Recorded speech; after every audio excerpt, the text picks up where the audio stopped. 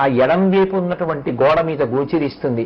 కొద్దిగా లోపలికి అడుగు పెట్టగానే ధ్వజస్తంభం. కామాక్షి దేవాలయంలో సాష్టాంగ నమస్కారం చెయ్యడం అనేటటువంటిది ఒక్క ఆ ధ్వజస్తంభం దగ్గర నుంచే అలవాటు.